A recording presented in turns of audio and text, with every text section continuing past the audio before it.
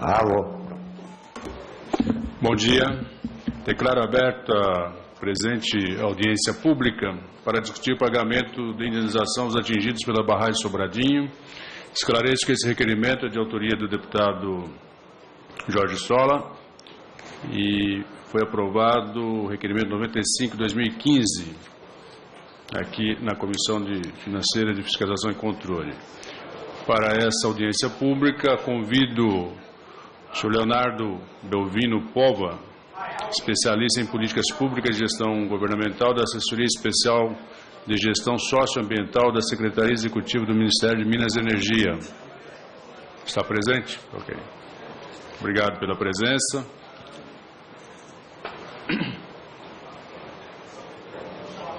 Convido também o senhor José Tadeu Almeida, secretário adjunto de Diálogos Sociais da Secretaria-Geral da Presidência da República.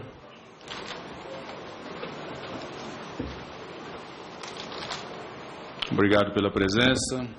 Convido o senhor José Gomes de Souza, presidente da Amopoabios.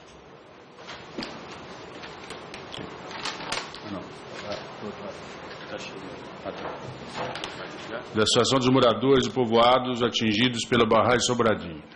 Obrigado pela presença. Antes de iniciar as exposições, quero fazer os seguintes esclarecimentos. De acordo com o regimento interno desta Casa, artigo 256. O tempo reservado para os convidados é de até 20 minutos, prorrogável se necessário, não podendo ser aparteado.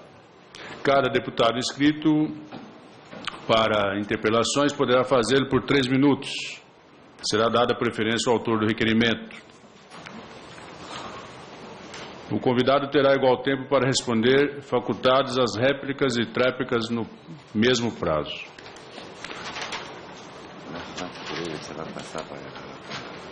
Antes de passar a palavra para o primeiro convidado nosso, que seria o senhor Leonardo Belvino Pova, quero passar aqui a presidência dos trabalhos para o autor do requerimento, deputado Jorge Sola.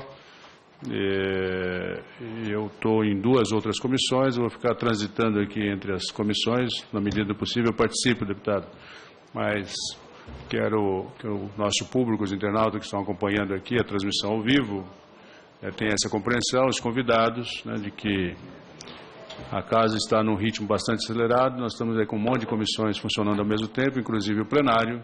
Então, nós vamos fazendo aqui, à medida do possível, o trabalho aqui na competência de cada um. Convido, então, o presidente dessa sessão, deputado Jorge Sola, para que assuma os trabalhos aqui.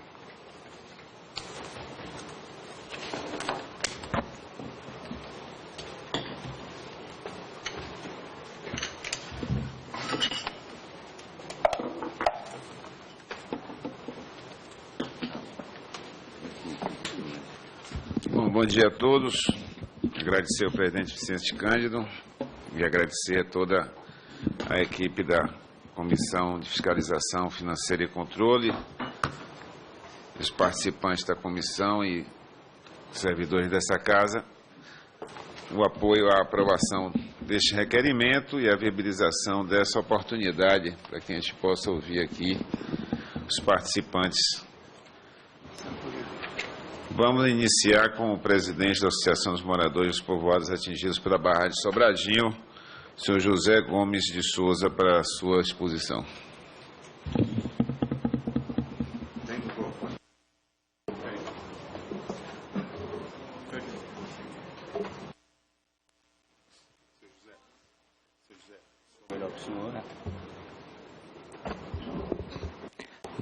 Bom dia, amigos.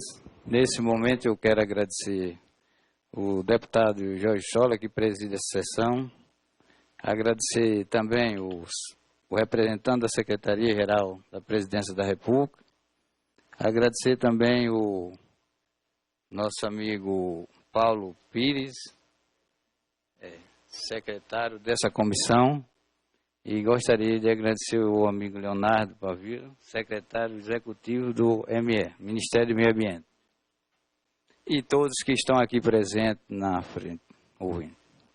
Meus amigos, essa audiência pública, eu agradeço todos os deputados dessa comissão que tiveram a satisfação de aprovar esse requerimento.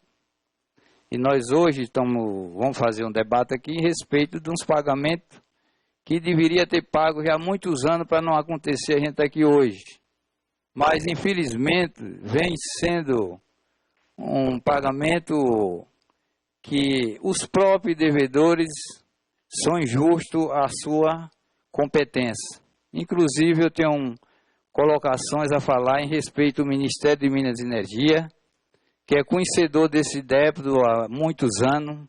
Nós temos carta do sindicato enviada para o Ministério em 1980 e ele confessou o débito com informação da Chess naquele período de 82 milhões de reais. E as casas que ficaram devendo, as roças que ficaram devendo e casa e outras benfeitorias. Então, não chegou a responsabilidade desse Ministério de Mineria até hoje.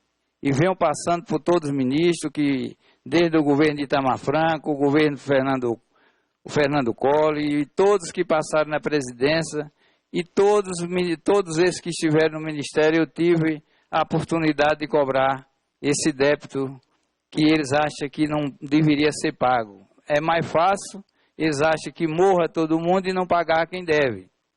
Isso é uma incompetência do próprio Ministério de Minas e Energia, porque é conhecedor da própria Eletrobras, incompetência também da Chess, que ela nunca teve incompetência, veja lá até hoje. Ela apenas começou esse projeto errado, construiu essa barragem com decreto que foi desfeito em 2009, e ela mantém esses prejuízos como que não deve, a Chess. É tanto que nós temos hoje 2 processos que desapareceram da comarca de Centro-Sé e Remanso. Agora, será que foram donos, os acreedores desse débito que pegaram esse processo? Até hoje nunca achei quem me respondesse. Então, outra coisa que é injusta também. Devido a esse tempo todo, a gente já tentou negociar um acordo. Ela vem dizendo que as planilhas, o valor é muito alto. Mas só que ela não mostra para a gente também o que ela vem faturando em cima das propriedades desses acreedores. Há 40 anos de prejuízo. Nós temos uma cota do ROI que ela passa para o município, um dinheiro injusto que ela deveria pagar, o débito que ela deve da construção da barragem, que barragem está no decreto oficial do governo, que não pode construir barragem sem primeiro pagar os seus acreedores. Além de seus prejuízos, nós temos um direito social, que nunca foi requerido, veja lá os prejuízos adotados pela Chess. Mas do governo Lula para cá sempre mudou. Foi criado na Secretaria-Geral uma comissão para que essa comissão ajudasse em busca dessas pendências desse débito. Eu comecei a cobrar da Secretaria-Geral da Presidência no governo de Lula, mas ele me enviou para o Ministério o Ministério de Integração, e lá o Ministério de Integração me encaminhou para o Ministério de Minas e Energia. Eu tenho aqui documento de 3 audiências que foram marcadas lá no Ministério do Meio Ambiente, e eles não me receberam nenhuma. Todas eu vinha, pagava o voo, quando eu chegava, ficou para tal mês. Depois mandaram para, vamos resolver em Recife, vamos resolver em Centro-Sé, nunca foi resolvido. Eu fui convocado para a gente tentar para fazer um acordo. Quando eu levei a planilha, eles disseram, não, o valor é alto, não dá para a gente negociar. Eles queriam que, além do pessoal que já morreram, ainda queriam pagar uma esmola. O prazer da Chess é esse. O que ela vem alegando até hoje, está nos processos judiciais, está no Ministério de Minas e Energia, ela dizendo, quando a justiça decidir, a gente paga. A proposta dela é essa. Pense bem, um processo que tem 36 anos, vai fazer 40, está breve de chegar aos 40. E aí você pense bem até que ponto a Chess tem a mente fora do lugar. Entendeu? Então você veja bem, a cidade nossa de Centro-Sé é construída numa área que ela desapropriou do dono e até hoje nunca pagou. Você vê a vergonha, uma cidade construída numa terra alheia, construída pela Chess, e até hoje ela não pagou. Veja bem o tanto que ela é certa. Então eu estou aqui fazendo um apelo, nossos amigos, do Ministério de Minas e Energia, que inclusive O Leonardo já me conhece, já estive com ele lá no Ministério de Minas e Energia. O nosso amigo aqui também, Deus, já estivemos reunidos dia 25 do mês passado, lá na Secretaria-Geral da Presidência da República. Mas eu gostaria que essa comissão buscasse, junto com os senadores, para que chegue o ministro Miguel Rosseto, para que ele busque imediato resolver esse problema. Porque por todas as esferas que eu tenho procurado, ontem mesmo nós tivemos com o Procurador-Geral da União, ele disse, abriu a carta na mesa e falou a verdade. Cabe o secretário-geral, o secretário da Secretaria-Geral da Presidência da República resolver, que está na esfera dele. Ele tem poder para resolver. Então, eu achei todas as colocações ontem nessa reunião, todas foram positivas. Mas eu gostaria que os nossos amigos que estão fazendo parte desse debate, eles trouxessem aqui nessa mesa uma demanda oficial, para que a gente saia daqui com um debate oficial, não sair daqui com engano. Que eu não estou mais aguentando ver só conversa fiada. Nós estamos atrás de decisões. Decisão essa que o governo tem que tomar, porque não cabe em nenhum lugar do país, do mundo, um débito do governo, um débito social, ficar 40 anos sem esses donos ter seu direito. Então, eu gostaria de encerrar meu pronunciamento e responder os amigos da mesa e quem quiser me procurar outros relativamente do assunto que nós estamos tratando aqui na mesa. E passo a palavra para o presidente da sessão. Obrigado. Obrigado, José Gomes. Vamos passar a palavra agora para o representante do Ministério de Minas e Energia, especialista em políticas públicas e gestão governamental, da Assessoria Especial de Gestão Socioambiental da Secretaria Executiva do Ministério da Minas e Energia, senhor Leonardo Belfino Póvoa. Bom dia a todos. Quero agradecer o convite em nome do Ministério de Minas e Energia. Como o senhor José aqui já disse, nós já estivemos juntos algumas vezes, o Ministério vem recebendo ele, não só eu, mas outras autoridades lá para conversar.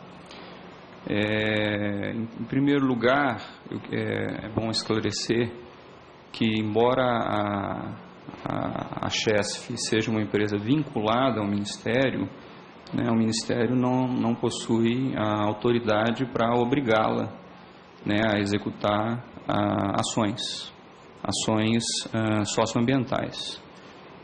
Essas obrigações normalmente ocorrem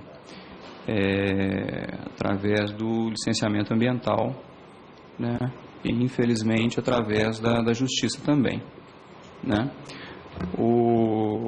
Fazer um histórico breve aqui das últimas ações nos últimos 2 anos, na verdade mais concentradamente em 2013, eu até devo entrar um pouco aqui em alguma questão que a Secretaria-Geral possa falar, mas como a gente está envolvido também, é importante, mais recentemente nós fomos motivados pela Presidência da República por uma carta de 2013 que a Amopoabs encaminhou para lá, e até é bom contextualizar o problema, a reclamação. A associação, à época, informou que 230 pessoas ingressaram na justiça em maio de 80, propondo ação de indenização por perdas e danos contra a CHESF. E que a maioria dos autores vivia da agricultura de subsistência, e por causa da barragem de Sobradinho, eles teriam sido obrigados a se deslocar para outro local, sem assistência da empresa, o que teria causado uma série de danos materiais e morais. E aí solicitava audiência para tratar da razoável duração desse processo. Por isso, as conversas com o Ministério de Minas e Energia e com a Secretaria-Geral da Presidência. Então, o Ministério pediu informações à CHESF, a Eletrobras e a CHESF, e a CHESF encaminhou uma carta em abril daquele ano, informando que na avaliação de sua área jurídica, né, competia ao Poder Judiciário ultimar os atos processuais necessários ao litígio, né, que é tudo que o senhor José aqui não quer, né, mas é a resposta que nós recebemos sobre isso. Eu queria só contextualizar mais rapidamente aqui o empreendimento, né, que as obras foram iniciadas em 73, a operação foi em 79, né, ele tem uma potência instalada de 1.050 megawatts, né, um reservatório de 4.200 km², e que como o empreendimento entrou em operação só em 79, ele é anterior à Política Nacional do Meio Ambiente, que é a Lei 6938. Então, houve a necessidade de regularização ambiental, né? Então, com isso, ela só recebeu uma licença de operação em 2004. Aí eu destaco duas condicionantes dessa licença, né? Que uma era que o empreendedor apresentasse ao IBAMA informações sobre as indenizações e reassentamentos das famílias que foram desapropriadas e a forma de vida que possuem atualmente. E pedia também um outro condicionante, que o empreendedor apresentasse um plano de desenvolvimento regional, né? Então, quanto ao cumprimento dessas condicionantes, precisaria consultar também o IBAMA, né, para saber o que ele fez com as informações que ele recebeu, né?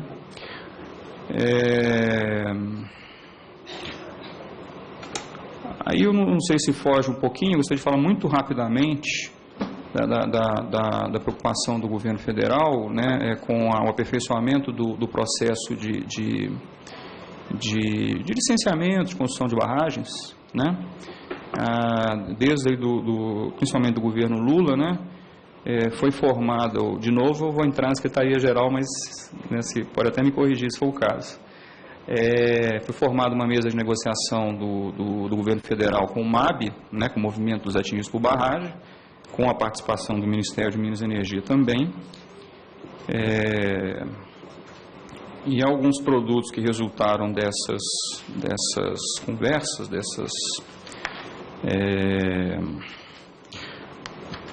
existe uma política nacional de atingidos por barragens que está em estudo, né, que existe uma proposta que é comandada pela Secretaria-Geral, que a gente também participa das conversas, né? Sabemos também que tem um projeto, pelo menos um projeto de lei mais recente, tem vários projetos, mas tem um projeto que aglutinou vários aqui na Câmara, discutindo esse assunto também. Foi instituído o cadastro socioeconômico através de um decreto em 2010, tá? Para aperfeiçoar o processo de identificação dos atingidos, né, para subsidiar medidas de mitigação mais adequadas.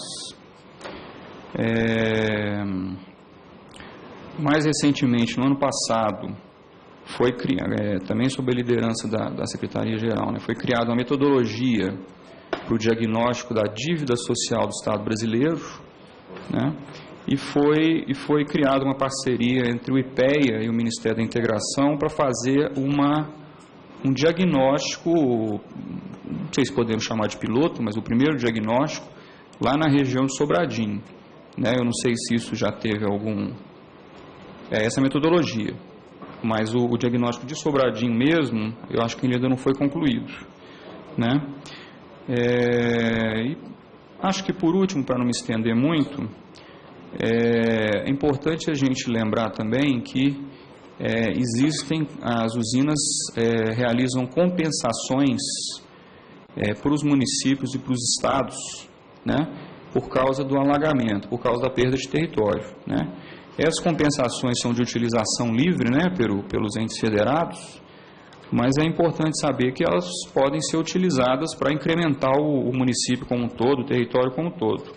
No caso específico de Sobradinho, né, nós temos, peguei os dados aqui da compensação desde 93, na verdade essa compensação é anterior a isso, mas desde 93 foi destinado um total aqui de Agora eu estou na dúvida qual dos dois números é, mas de cerca de 230 milhões de reais desde 1993, né? Sendo que 90% desse valor vai para os estados e municípios. Né? Então, os estados receberam aí 45%, o estado da Bahia, aliás, recebeu aí 45 milhões, 45% desse valor, e os municípios da região receberam o restante. Só para exemplificar, né, no ano de 2014,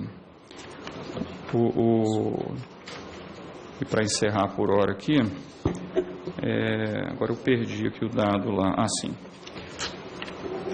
Em 2014, o município de Casa Nova recebeu 1.300.000, vou falar só de alguns aqui, Pilão Arcado 427 mil, Remanso 905 mil reais, Centro-Sé 1.700.000 reais, né? É só para deixar consciente que também existe, independente dos direitos individuais, né, dos atingidos, existem outras formas de incrementar o desenvolvimento local. Por hora, acho que é isso e fico à disposição. Ok? Obrigado. Obrigado, senhor Nonato. Vamos agora ouvir o terceiro expositor, o senhor José Tadeu Almeida, secretário adjunto de Diálogos Sociais da Secretaria-Geral da Presidência da República. Bom dia a todos e todas, deputado Jorge, companheiro Zé Gomes, Leonardo do MI e o Luiz aqui ao meu lado.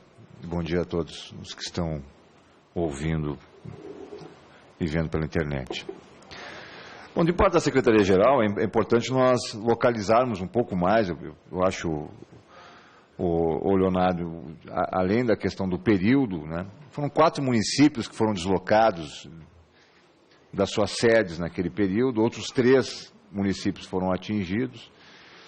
Nós temos aí 72 mil pessoas aproximadamente, e num período que é bom localizar esse período do ponto de vista histórico, né? Ou seja, nós estamos falando do regime autoritário no Brasil, ou seja, boa parte das lides democráticas de construção, como hoje se faz, dos processos dialogados com as comunidades, a questão das compensações, não só as compensações socioambientais, certamente não percorriam o mesmo rito que hoje nós percorremos nas grandes obras que são feitas pelo governo federal.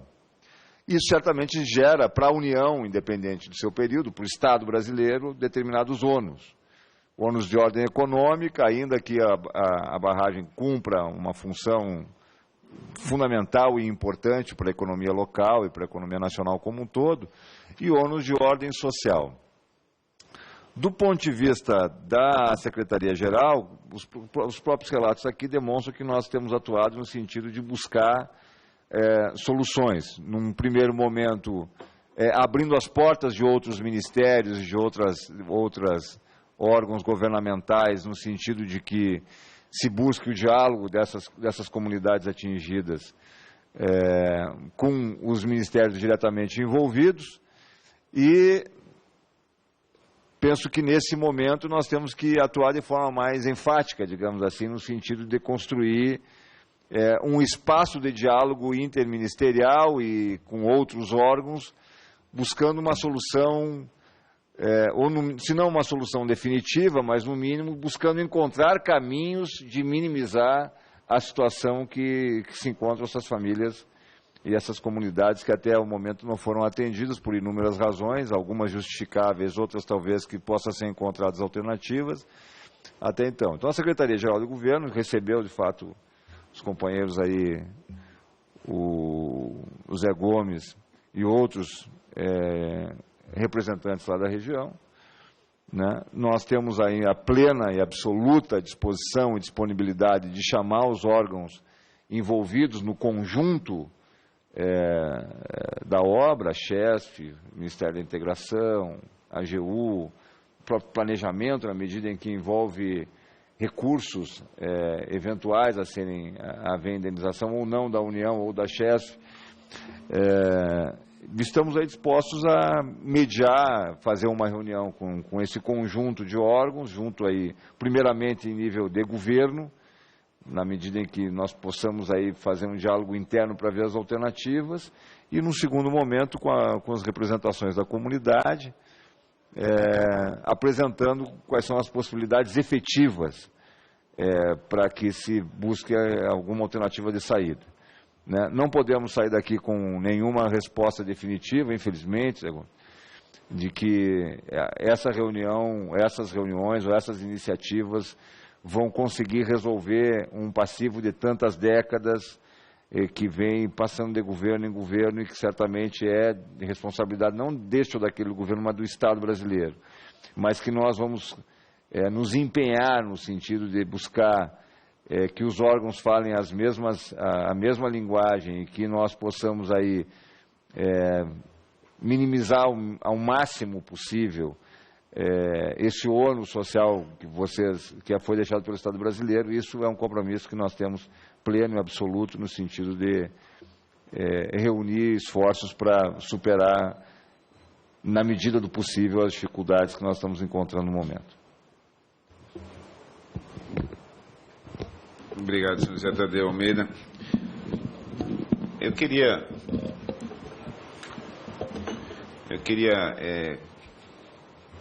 fazer um breve comentário. Primeiro, que a nossa solicitação da audiência foi provocada pela Associação de Moradores dos Povoados Atingidos pela Barragem de Sobradinho, que está aqui representada pelo senhor José Gomes de Souza. Esse é um problema que a gente teve a oportunidade de acompanhar há muito tempo, né?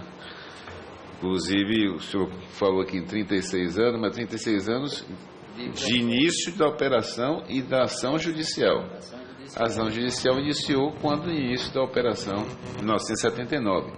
Mas o senhor Leonardo aqui lembrou muito bem que, na verdade, é um processo que iniciou em 73, quando as obras foram iniciadas e começou a expulsão da população que vivia, trabalhava e era proprietária dessas terras, né? E nós podemos testemunhar, tivemos uma oportunidade de trabalhar inclusive na região já no final dos anos 80, mais precisamente 87, 88, em um projeto que envolvia o governo do estado e a Universidade Federal da Bahia. Na verdade foi meu primeiro emprego em atividade junto à saúde pública. E 87, 8 anos depois, ainda encontrávamos situações extremamente graves do ponto de vista de como foram realocadas essas populações, como foram reassentadas e o quanto correram de prejuízos, né, não só do ponto de vista econômico, mas de todas as condições de vida e existência, né? E desde então, acho que o senhor José Tadeu que lembrou muito bem, essa dívida social do Estado brasileiro, né, sua contextualização foi importante, né? Sempre é bom a gente relembrar em que contexto isso aconteceu. Isso aconteceu durante a ditadura militar, onde não tinha nenhuma preocupação com os direitos sociais, com os direitos humanos, né? E realmente houve uma expulsão, o termo é esse, da população residente, uma realocação sem nenhuma preocupação em garantia de direitos essenciais, né? Acho que é importante essa sua informação, que está em estudo uma política nacional de atingidos por barragens, é uma notícia importante, né? O Pierre estava lembrando aqui de outras situações semelhantes, né, inclusive em Santa Catarina, que deixaram contingentes populacionais também numa situação dessa natureza.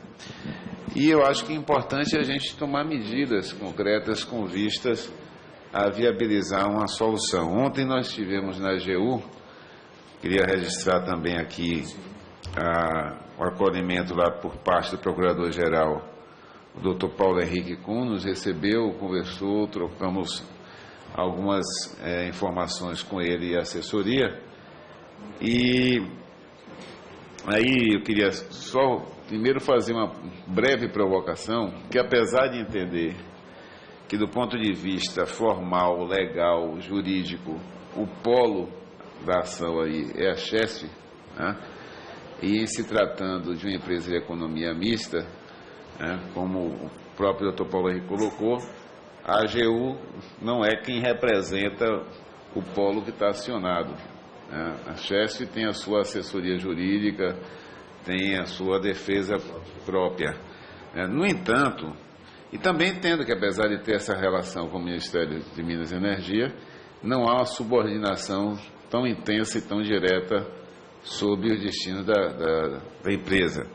No entanto, é bom lembrar também que indica a direção da Chesf é o governo federal. Né? Não tem nenhum dirigente da Chesf que não esteja lá por decisão direta do governo federal. Então, existe uma relação, não só por ser a sócia majoritária, digamos assim, o acionista, não sei quantos por cento mas com certeza detém uma participação gigantesca, né, uma participação acionária, como também do ponto de vista da escolha dos seus dirigentes, a capacidade de mediação e de decisão é muito forte aí por parte da Presidência da República. Então, eu acho que na verdade, acho que o maior produto que a gente pode ter aqui hoje, além de dar mais visibilidade ao problema, é sairmos daqui com alguns compromissos. Eu acho que, exatamente, o compromisso que a SPR já colocou aqui, né, de ser o mediador, né, o articulador para dentro do governo e entre o governo e os atingidos, e a participação do Ministério das Minas e Energia nesse processo de solução. Eu estava ontem conversando com o Sr. José, que não é interessante, na minha concepção, para o Estado brasileiro, nem para o atual governo, nem para a população brasileira, que essa ação se postergue indefinidamente e lá na frente você tenha os netos e bisnetos dos atingidos se tornando milionários, cada um ganhando um prêmio da loteria, como se tivesse ganho sozinho o prêmio da loteria. Não é interessante para o Estado brasileiro, nem para o governo. Então, o que a gente espera é que haja a possibilidade de uma solução a curto prazo. Existe o interesse dos atingidos em reduzir o valor das indenizações para que não precise aguardar uma decisão judicial. Temos, pelo que você me passou, José, pelo menos 40% dos atingidos ainda podem desfrutar dessa compensação em vida, né, porque 60% já não estão mais com essa possibilidade. Então, acho que é interessante para o governo reduzir o pagamento da indenização, né, porque, inclusive, porque quanto mais tempo passa, ela aumenta juros sobre juros, etc, etc. E é interessante para os atingidos que tenha brevidade numa solução. Né? E óbvio que eu acho que importante é que, para evitar novas situações dessa natureza, acho que o governo já tomou medidas que foram aqui registradas em relação a licenças ambientais, com política ambiental, que hoje não se dá mais situações desse porte. Né? Eu queria aproveitar e pedir uma informação também sobre o cadastro socioeconômico dos atingidos, esse decreto que você citou, senhor Leonardo. Se já houve iniciativa do poder público para fazer o cadastramento dessas famílias, dessas pessoas que, no caso da região lá da Barragem de Sobradinho, ou se isso é algo que está em curso para vir a acontecer. Obrigado. Eu citei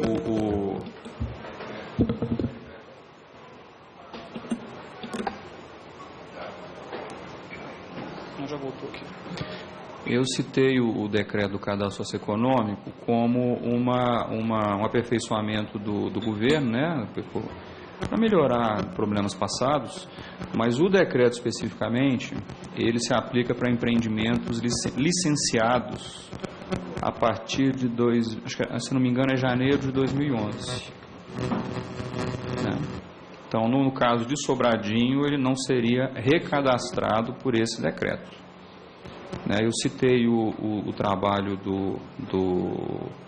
essa parceria do IPEA com o Ministério da Integração, tá?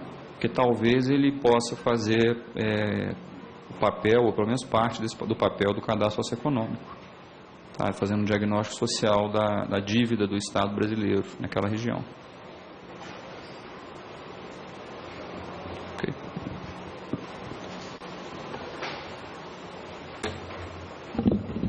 Bom, vamos passar para o senhor Zé Gomes, a gente fazer os últimos comentários aí, à medida que não tem mais ninguém inscrito. Meus amigos,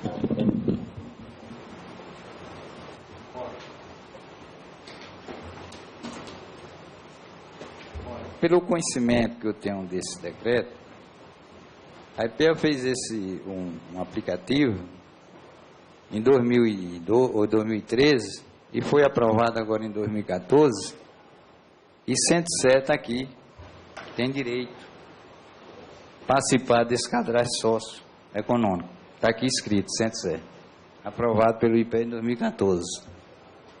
Centro-Sé já tem, inclusive a Secretaria-Geral da Presidência da República me informou oficialmente, e estou aqui com o material em mão. Está aqui o material. Dizendo que liberou o ano passado para o Ministério da Integração para iniciar esses cadastros socioeconômicos a partir de janeiro deste ano. E o ministro da Integração reforçou dizendo que não ia fazer porque o dinheiro que tinha em cofre não dava para fazer esse trabalho. Foi o que o ministro da Integração Nacional alegou. Mas o ano passado, a Secretaria-Geral da Presidência já disse a mim que tinha recursos disponíveis para fazer esse trabalho desse cadastro socioeconômico. Já que não fizeram, não é porque Centro-Sé não tem direito, que está aqui o documento apresentado pela IPEA. Então, se está aqui o documento, é claro que existe o direito de Centro-Sé e a área todas atingidas pela barragem de Sobradinho. É o que está dizendo aqui nos aplicativos do diagnóstico que foi aplicado em 2013 e aprovado em 2014. E a Secretaria-Geral acabou de confirmar dizendo que tinha recursos para fazer esses aplicativos, desses cadastros.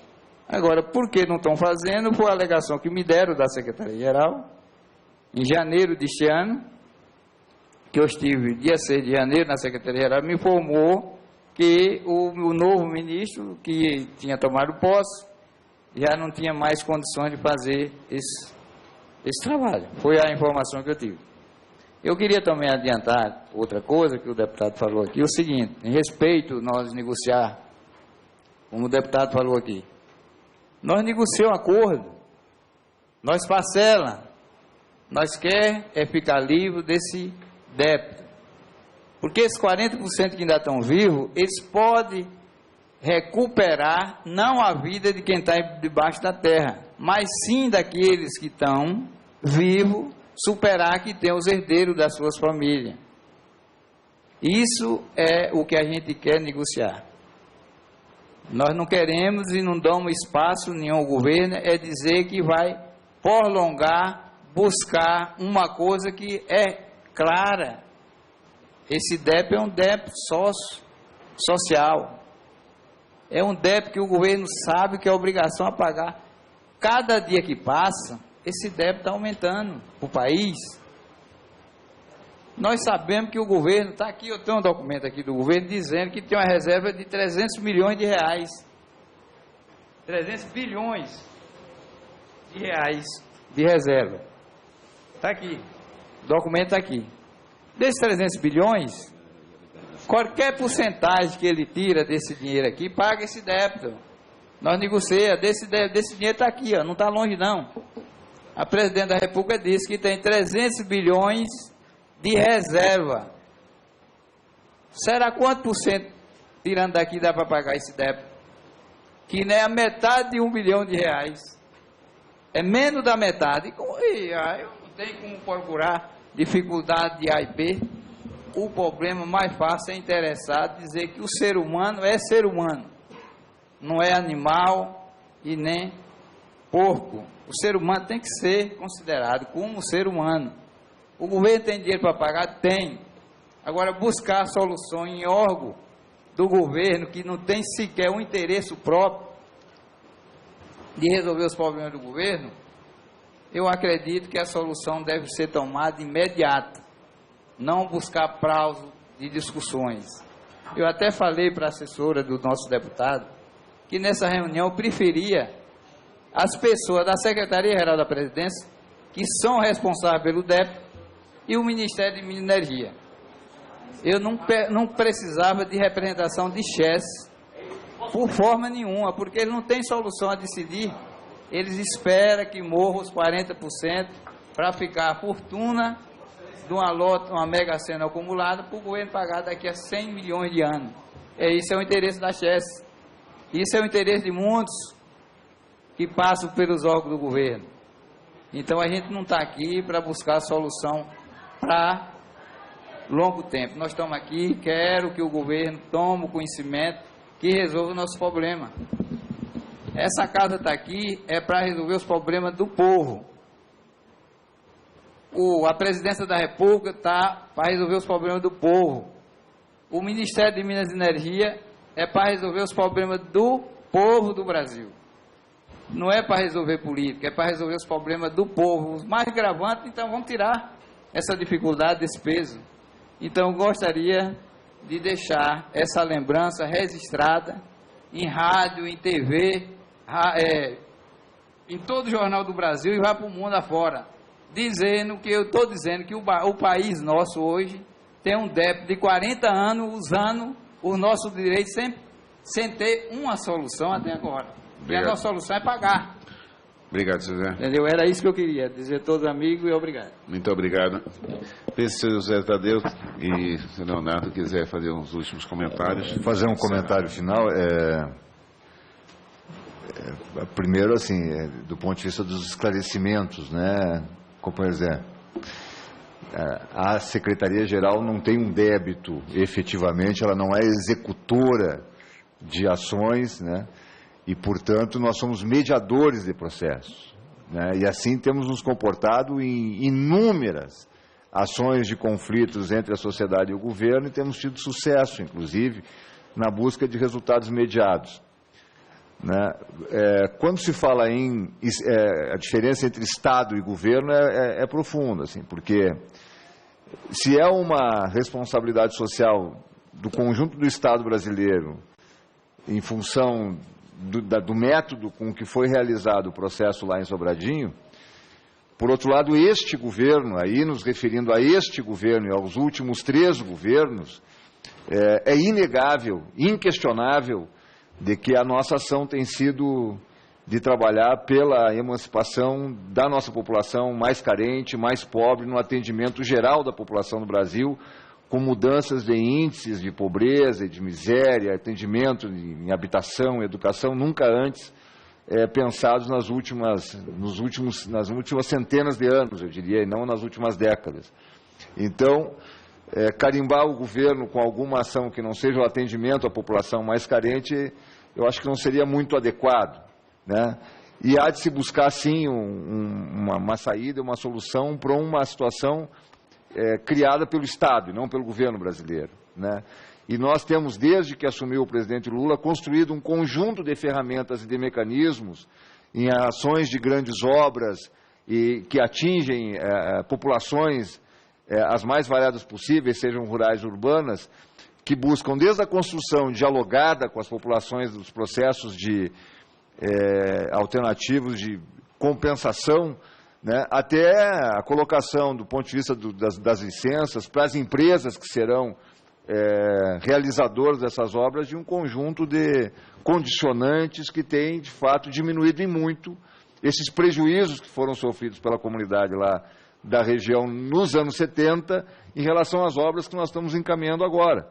Há ainda conflitos, mas num outro nível, num outro processo de resolução, num outro processo de diálogo.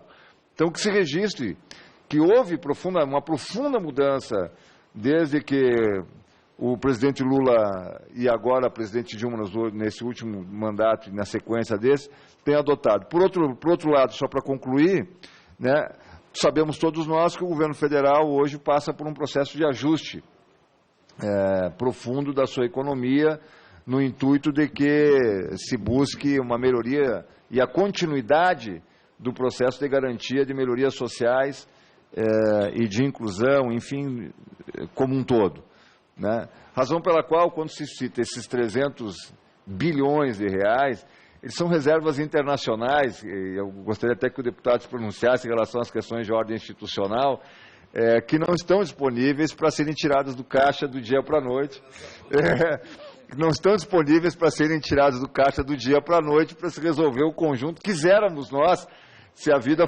tivesse esse percurso, né? Com esse recurso resolveríamos um conjunto de situações, mas certamente o Brasil, do ponto de vista econômico, entraria num desequilíbrio que os economistas poderiam explicar melhor do que nós, mas não é um recurso disponível para soluções imediatas, né? De fato, quando o ministro da Integração diz que houve uma readequação dos recursos internos, isso aconteceu de fato, e nós temos, assim, buscado soluções pontuais para situações de ordem emergencial, que temos tido sucesso nisso num processo de diálogo. E são soluções que não se dão também do dia para a noite, ainda que a paciência de vocês não tenha que corresponder aos ritmos de governo, né? As pessoas diretamente atingidas, obviamente, não conseguem, não devem compreender, mas devem entender de que o ritmo dos governos não são os ritmos das necessidades sociais. Então, nós, para concluir, ainda nesse mês de setembro, nós vamos estar chamando esse conjunto de órgãos numa mesa interna de governo e vamos estar comunicando, inclusive, quais são as soluções possíveis ou os encaminhamentos que nós vamos dar. Esse é o compromisso que saímos daqui. Muito obrigado aí pelo convite e pela oportunidade. Nós temos aí esclarecido algumas questões que são fundamentais.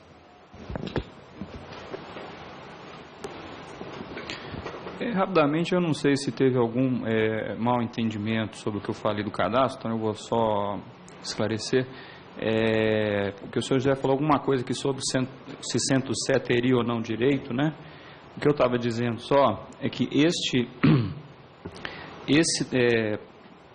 a metodologia desse decreto do cadastro, tá, para os empreendimentos mais novos, ela é aplicável, então ela é aplicável só para alguns empreendimentos, por conta que existe um rito próprio de análise e aprovação, que passa por um comitê interministerial que foi criado em 2010. Né? Então, todos os atingidos devem ser cadastrados. Né? Nos anos anteriores ao decreto, eles foram cadastrados de alguma maneira, né?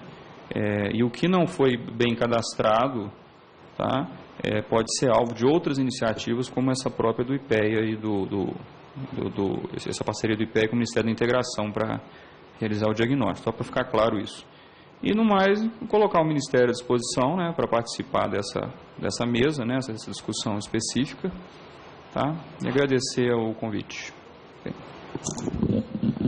Bom, antes de encerrar, eu queria só uma breve observação. Acho que o senhor José sabe que não vai poder dispor de reservas internacionais para solucionar, mas aproveitando, não posso deixar de comentar aqui que a situação, já que o Zé Tadeu lembrou de forma pertinente as dificuldades momentâneas da economia, mas não pode deixar de registrar a nossa indignação com a forma como desde ontem vem sendo alardeado dos meios de comunicação a redução da avaliação, da perda do investment grade, né?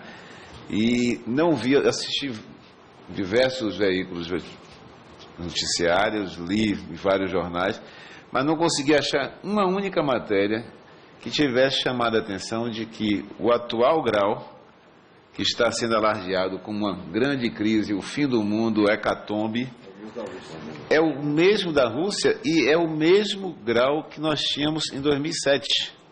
Ou seja, o Brasil só conseguiu chegar ao patamar que perdeu a partir de 2008. Então, nós só tivemos 7 anos com esse perfil de avaliação da economia brasileira. Durante todos os 8 anos do governo Fernando Henrique, a avaliação era inferior ao patamar atual, que está sendo classificado como hecatombe. Então, eu não consigo entender se esse patamar atual é tão devastador, como é que a gente pode adjetivar a situação econômica do Brasil antes do governo do presidente Lula, que tinha um patamar, inclusive tem um gráfico que eu tive a oportunidade de ver ontem, que mostra, né, que durante todo o governo Fernando Henrique, a avaliação era mais baixa do que esta atual. Então é importante até para tranquilizar o Sérgio José, se ele não vai poder usar as reservas internacionais, a situação econômica do Brasil não é devastadora como a mídia está dizendo. É possível um acordo e tenho certeza que a SPR e o Ministério das Minas e Energia vão possibilitar o acordo, a negociação e a compensação dessa dívida com os atingidos lá da barragem de Sobradinho. Queria agradecer a todos os participantes, agradecer especialmente a nossos companheiros da Secretaria da Comissão de Fiscalização Financeira e Controle. Viu, PR? Obrigado mais uma vez pelo apoio sempre presente. A nossa assessoria, Cristina, Rafael, que estão aqui conosco, e os demais que participaram conosco dessa audiência. Tá? Então, está encerrada essa reunião. Muito obrigado.